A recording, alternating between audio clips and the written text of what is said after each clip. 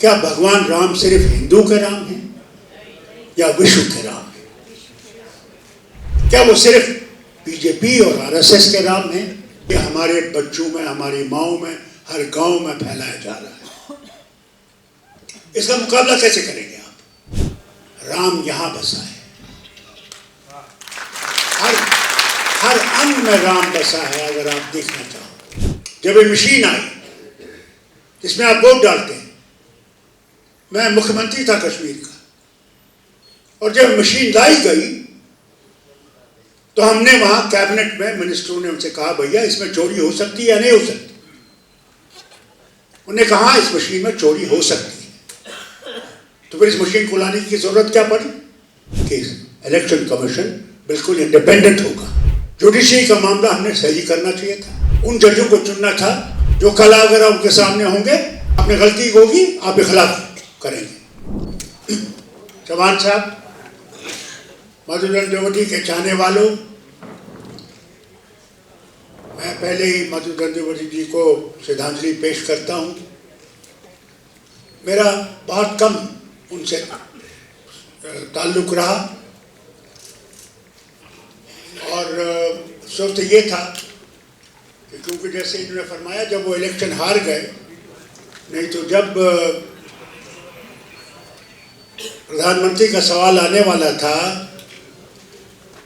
और हमने चुनना था कौन आएगा, मैं भी उस कमेटी में थे, ये सब हमारे लोग कमेटी में थे उसमें, मगर क्योंकि वो हार गए थे तो वो आ नहीं सके।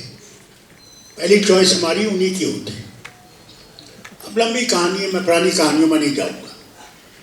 मैं तो आपके सामने आज की बात करना चाहता हूं। आज भारत की हालत क्या है?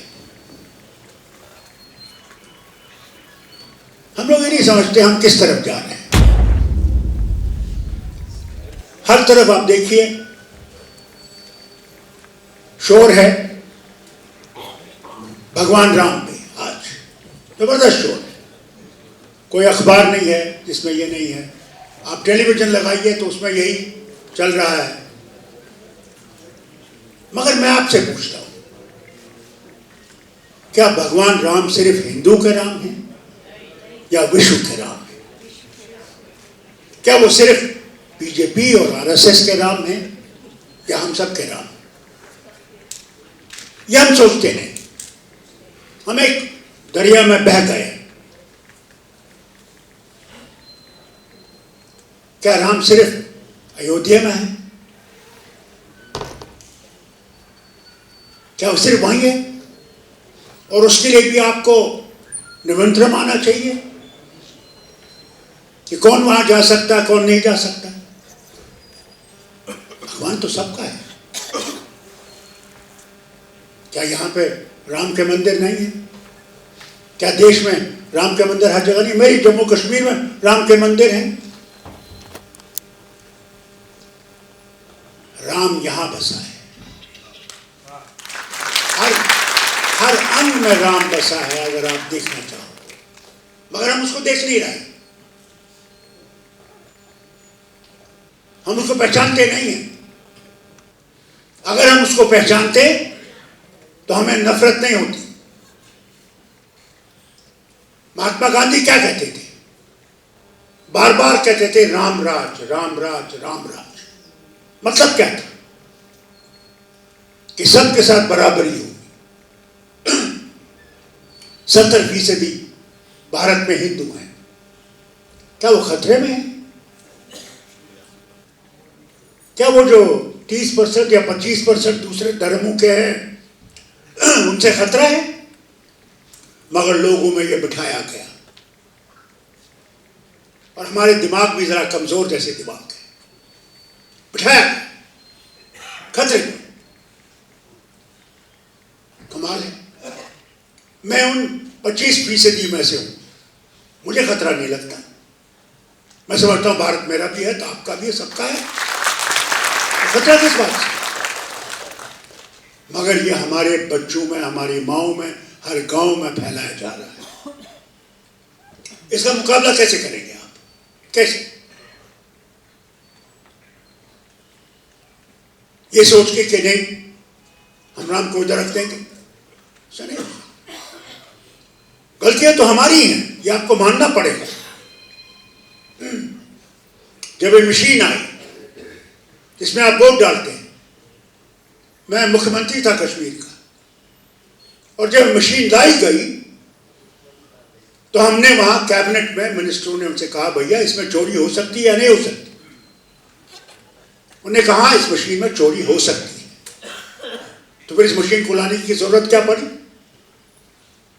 गलती तो हमारी है। आज हम आसमान से चिल्ला रहे हैं मशीन चोर है, मशीन चोर है, कौन सुनने वाला है? आज इलेक्शन कमीशन के बारे में हम कहते हैं आज इलेक्शन कमीशन का होगा कि प्रधानमंत्री एक होंगे, एक और मंत्री होगा, और ऑपोजिशन का लीडर जो होगा वो एक होगा। दो उसका फैसला बदला सकते हैं।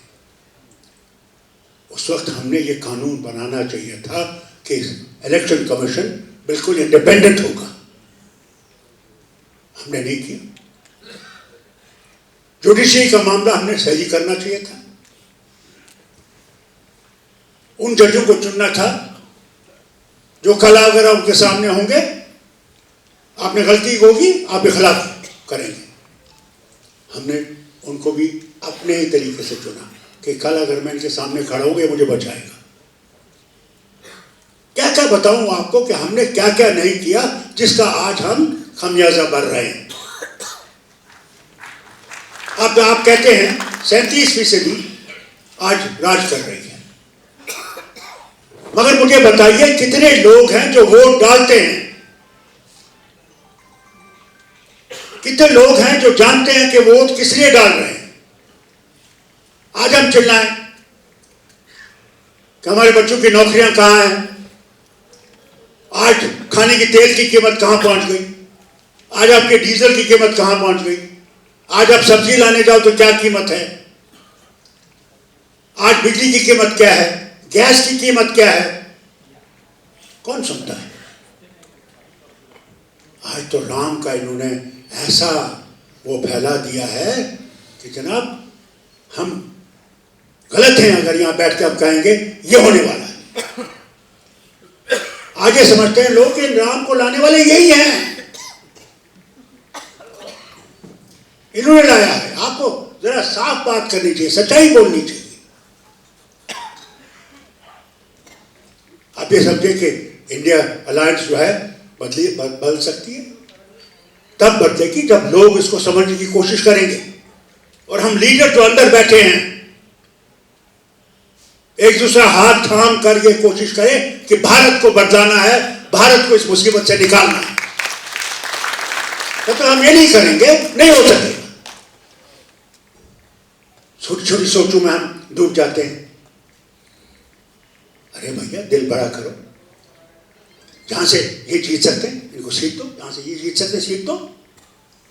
क्या लगा है? कल तो आपने भारत को इकट्ठे चलाना, अकेले तो चला नहीं सकते हो। भारत बहुत बड़ा है, मगर दिल बड़ा करने की कोशिश करो, तब कुछ भारत को बना सकोगे, नहीं तो भारत को नहीं बना सकते। दिल जीतने की कोशिश करो, भारत के लोगों की दिल जीतने की कोशिश करो। और दिल जीतना तकरीरों से नहीं होगा, मेहनत से, और वहां जाके होना। वक्त बहुत कम है।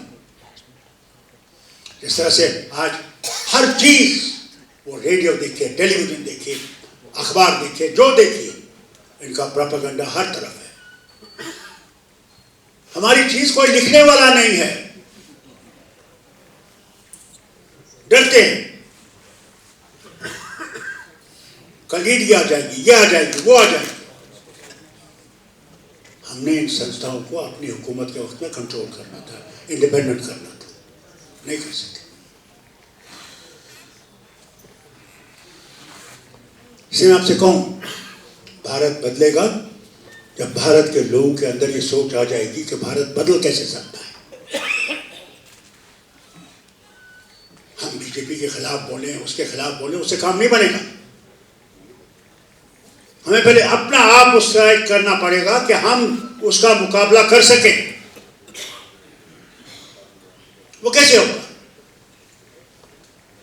एक दूसरे को समझने की कोशिश करें, एक दूसरे की के हाथ पकड़ कर चलने की कोशिश करें। कोई छोटा है, कोई बड़ा है, वो मत सोचिए इसे इतनी पार्टी का इतने नंबर है, उसका इतना नंबर, वो मत सोचिए। ये सोचिए कि इकट्ठे हम लोग क्या भारत की नीति व भारत के डायरेक्शन को बदला सकते हैं या नहीं बदला सकते, और उसमें आपका काम है। हम लोग घर में बैठ के ये कहें नहीं, ये आम का दरख्त है, प्रभु ये आम हमारे मुंह में डाल दे, और फिर वो डाल देगा, फिर प्रभु आप तो चबा दे, फिर हजम कर दे, क्या होगा? जब तक आप डंडा नहीं मारोगे क्या वो आम गिरेगा? जब तक आप दरख्त पर चढ़ोगे नहीं तो वो आम आपके हाथ में आएगा? फिर जब तक आपके दांत ऐसे नहीं होंगे कि चबा सकोगे। इसलिए मेरी आपसे अपील है कि जवानों को शामिल करिए अपने साथ, जवानों को साथ करके उनसे कहिए मैं कुर्सी का नहीं हूं, कुर्सी के लिए नहीं मैं हूं तुम्हारा मुकद्दर बदलाने के लिए, तुम्हारी तकदीर बदलाने के लिए मैं हूं।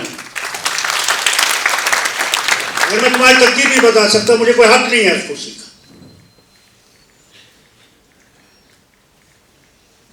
आज तो जंग है, कुर्सी पे कौन बैठेगा? अरे पहले जीतो तो तब कुर्सी पे कोई बैठेगा, नहीं तो कौन बैठेगा? ऐसी सोच करो। यही इन्होंने फरमाया, बहुत अच्छी चीज फरमाई, कानून लाए कि दल बदली नहीं हो सकती।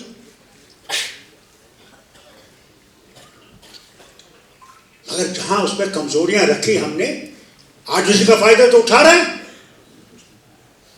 और आज मैं आपसे कहूं, माया जाल ने ऐसा पकड़ रखा है, आदमी तो पैसे पे यहां से यहां 1 मिनट में बदल जाता है। उसमें उसका ईमान नहीं है कि मैं इधर खड़ा हूं, मैं भारत के लिए ये करने वाला हूं, वो करने, कुछ नहीं करने वाला हूं, तो पैसा नहीं देने वाला। अरे 5 करोड़ ऐसे ही आ रहे हैं, मैंने जिंदगी में कभी 1 करोड़ नहीं देखा है। 5 दे रहे हैं, मारो गोली। मैंने फिर इलेक्शन नहीं लड़ना, 5 साल के बाद देखा जाएगा कौन लड़ता है। आप टेलीफोन कर गए, कौन है, क्या है? जनाब मैं आपका वोटर है। इसके बजाय ये कहे भाई आप तबीयत ठीक है, आप अच्छे हो, नहीं कुर्सी में बैठ गए, फिर 5 साल के बाद देखेंगे, 5 साल के बाद आता है, महाराज मैं आपका गुलाम, मैंने गलती की है, उसको माफ करना, मैं फिर से अच्छा करूं। पता नहीं वो करेगा भी या नहीं करेगा। हाल तो ये हो गया हम लोगों का। मैं आपसे ईमानदारी से और सच्चाई से कह रहा हूं, क्यों मरना हम सब में है। एक बात याद रखिएगा, मारने वाले ये नहीं है, मारने वाला प्रभु है, और जिंदगी देने वाला भी प्रभु है, इसके अलावा कोई नहीं। हम डर जाते, सच बोलने के लिए तैयार नहीं है। ठीक, क्यों? हमको अंदर कर देंगे। अरे कौन? वहां भी वही है जो तुमको निकालेगा, वही तेरी रक्षा करने वाला, उसके सिवा कोई रक्षा करने वाला नहीं है। इसलिए पहले प्रभु से डरो, उससे डरो। जिस दिन तुम उससे डरने लगोगे और उसकी पुस्तकें पढ़ोगे, हमारे बच्चों के पास आज टाइम नहीं है पुस्तक पढ़ना, आज तो फोन लगा हुआ है, उस पर वो मैसेजेस कर रहे हैं, उस पर खेले खेल रहे हैं। आज यकीन नहीं करेंगे, बात नहीं करते हैं। इस फोन ने ऐसे हमें मार डाला है कि अब घर में बात नहीं होती है। अब सब लगे हुए हैं मैसेज देने, ये करने, वो करने, और फिर good night, good night, good morning, बस इतना ही रह गया, गुड मॉर्निंग, गुड नाइट। और हमारे बच्चे खराब हो रहे हैं, ड्रग्स की तरफ जा रहे हैं। इस तरह ड्रग्स खाई जा रही हैं, इस तरह मैं बयान नहीं कर सकता। हिंदुस्तान का मुस्तकबिल मुश्किल में हो जाएगा, और बेचने वाला कौन? हमारा ही आदमी। ये नहीं हम कहेंगे कि अंग्रेज आया, रूसी आया, चीनी आया, उसने बेचा, हमारे ही लोग। आज माया ने ऐसा पकड़ रखा, प्रभु मैं क्या बताऊं, तुझे सब पता है। इस माया जाल से निकलने की कोशिश कीजिए और प्रभु की तरफ झुकने की कोशिश कीजिए। ये पुस्तकें पढ़िए, कोई धर्म बुरा नहीं, मैं बार बार ये कहता हूं, कोई धर्म बुरा नहीं, इंसान बुरा है, धर्म बुरा नहीं है। हर धर्म एकता सिखाता है, मोहब्बत सिखाता है, उल्फत सिखाता है, एक दूसरे की मदद सिखाता है, पड़ोसी की तरफ देखता है, कहता है देखो पड़ोसी को देखो, अगर उसका हालत खराब है ऐसे उसको मदद करो तो इस हाथ को पता नहीं लगे कि तुमने उसकी मदद की है। आज तो हम डंडूरा पीटते हैं। मैंने जी मस्जिद की दीवार के लिए इतना दिया, मैंने जी मंदिर के इसके लिए इतना दिया। अरे तुम कौन हो देने वाले? देने वाला तो प्रभु है, उसने तुम्हें शक्ति दी कि तुम दे रहे हो। हमारी जमातों का हाल देखिए, अगर आप लोगों को जमातों से मोहब्बत होती, उल्फत होती, तो आप खुद अपने चंदे से 10 रुपए दे देते कि ये हमारे लिए लड़ रहे हैं, हमारी मुस्तकबिल के लिए लड़ रहे हैं। नहीं, कोई नहीं आता है। मगर जब हुकूमत में बैठ जाते हैं, डालियों की डालियां आ रही हैं। जनाब मैं आपका, हमारे जो वोट देने वाला बेचारा पीछे सदी में होगा, आगे वही होगा जो कल तक तो उधर था, आज इधर है और डेली रहा है। उस वक्त उसको मैं कह सकूँ यार तू उधर पीछे लाइन में खड़ा हो जाए, फारूक अब्दुल्ला भी नहीं कह सकते, क्योंकि मेरे वो जो आड़ी बाड़ी है ना, उनसे पहले बिके होते हैं, वो उनको पहले अंदर लाते हैं। मैंने खुद देखा, मुझे नहीं पता बाकी को, मैं तो अपना कह रहा हूँ। इससे भाई लोगों, देश बचाना है या नहीं? हाथ खड़ा करके बताओ, देश बचाना है या नहीं? तो कैसे बचेगा? जब हम एक होंगे, जब हमें धर्मों का इख्तिलाफ नहीं होगा, जब हम ये सोचेंगे अगर देश बच गया तो हम बचेंगे, देश नहीं बचा तो हम नहीं बचेंगे, वो करना है। अरे भाई लोगों, जिनसे तुम उम्मीद करते हो कि वो तुम्हारे लिए अच्छा करेंगे, उनको मजबूत करो, अपने इलाके में उनका प्रोपेगेंडा करो, मगर वो वादे करो जो तुम कर सकते हो। वो वादे मत करो कि तुम चांद भी उतार के लाओगे, तारे भी उतार के लाओगे, फिर कल उनके सड़क भी नहीं ठीक होगी। जो कर सकते हो वो करो। ये देश 1.4 बिलियन लोगों का है, आज इसने चीन को भी पीछे छोड़ दिया है। मगर इस देश को खतरे भी हैं, ये भी याद रखिएगा। हमारे पड़ोसियों में चीन फैला हुआ है, ये मत भूलिए। उसका मुकाबला करना हम सब ने है, याद रखिएगा, एक ने नहीं। कल ये डिफेंस मिनिस्टर बने, इसी का काम नहीं है, ये फाइनेंस मिनिस्टर है, कुछ बने, इनका काम, हम सब का काम है कि देश की रक्षा कर सके। वो एक का काम नहीं है। देश को आगे ले जाए, वो एक का काम नहीं है, वो सबका काम। तब ये देश बनेगा। क्या उम्मीदें थी मुझे? छोटा लड़का था जब शेख अब्दुल्ला ने नेहरू का हाथ थामा, गांधी का हाथ थामा। क्यों थामा? कि हम सब बराबर रह सकते हैं, हम इकट्ठे रह सकते हैं, कोई धर्म का फर्क नहीं होगा, कोई भाषा का फर्क नहीं होगा। मैं आपकी महाराष्ट्र नहीं समझता, आप मेरी कश्मीरी नहीं समझते, मेरा मौसम अलग, आपका मौसम अलग, मगर जोड़ता क्या है हमें? कि हम इकट्ठे तरक्की कर सकें, हम इकट्ठे चल सकें, हाथ पकड़ के हम चल सकें। मैं इसका हाथ पकड़ूं, ये मेरा हाथ पकड़े और हम लोग भारत को आगे ले सकें। वो है, उसकी तरफ कीजिए, तब आप हिंदुस्तान बना सके, तब आप भारत बना सकते।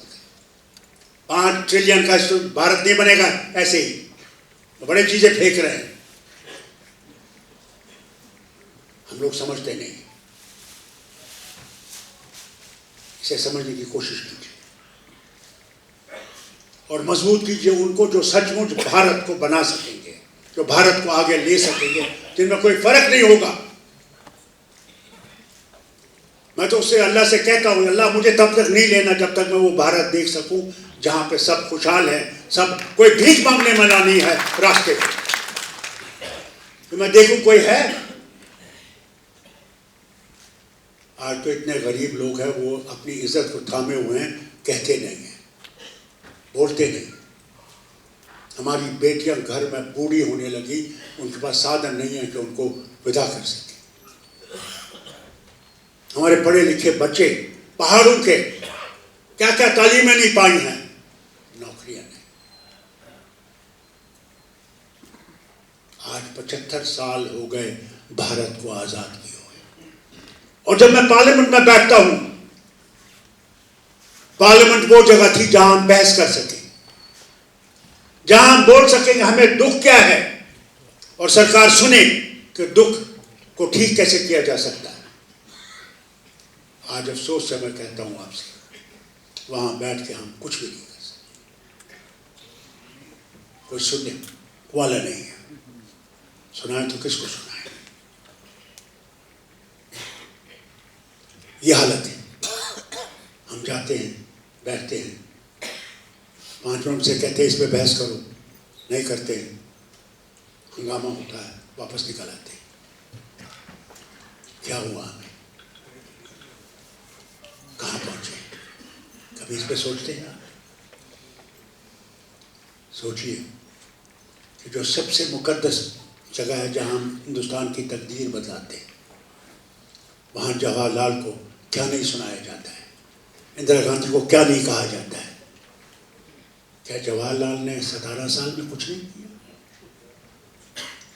भाई लोगों, हम लोग सुई तक अंग्रेजों से लाते थे, अंग्रेजों से। आज जो चंद्रयान वहां बैठा हुआ है,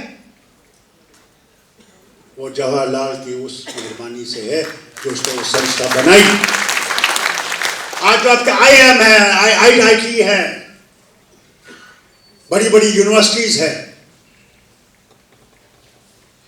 क्या इंदिरा गांधी को भूल सकते हैं? मेरे बाप को जवाहरलाल ने 13 साल जेल रखा, मगर मैं जवाहरलाल को कभी ये नहीं कहता हूं कि उसने ये गलत किया। मैं कहता हूं उसकी नजर कुछ और हो, मगर मैं ये कभी नहीं कहूंगा जवाहरलाल ने कुछ नहीं किया। और जब मैं वहां बैठ के सुनता हूं, मेरा दिल दुखी होता है। मैं कहता हूं मैं यहां क्या कर रहा हूं? हम लोग भीख मांगते थे, कभी भूलिए मत। अनाज आता था ट्रूमन के उस कानून के तहत 480,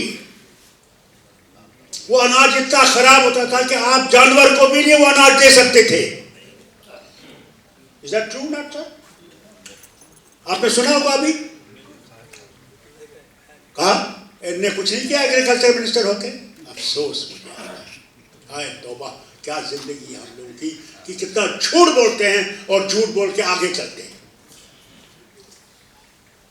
इंदिरा गांधी का ग्रीन रेवोल्यूशन क्या भूल गए? इतना पैदा किया कि हम लोग देश से बाहर देने लगे अनाज, आज भी दे रहे हैं। Is that true? है? अगर हम लोग आरोप पे आरोप लगाते हैं, तो जब ये भी नहीं होंगे, मैं उम्मीद करूंगा कि हम ये नहीं करेंगे। जो अच्छा काम होगा उसके सराहना करेंगे, बाकी भगवान पर छोड़ देंगे, वो उनका हिसाब खुद कर लेगा। हमारे में कहते हैं, हमारी पुस्तकों में लिखा है कि अच्छी बात करो जो चला गया, बुरी बात को उसके पास छोड़ दो। भाई लोगों, गंधवती जी के लिए मैं आया हूं यहाँ। प्रभु उनको स्वर्ग में जगह देखे, वो भारत को बनते हुए देखे जिसका उनको ख्वाब था। और फिर से आपसे कहूँगा, भारत को बनाना है तो हम सब ने बनाना है। उस भारत के लिए प्रार्थना कीजिए, उसे मांगिए जो शक्तियों को शक्ति रखने वाला है।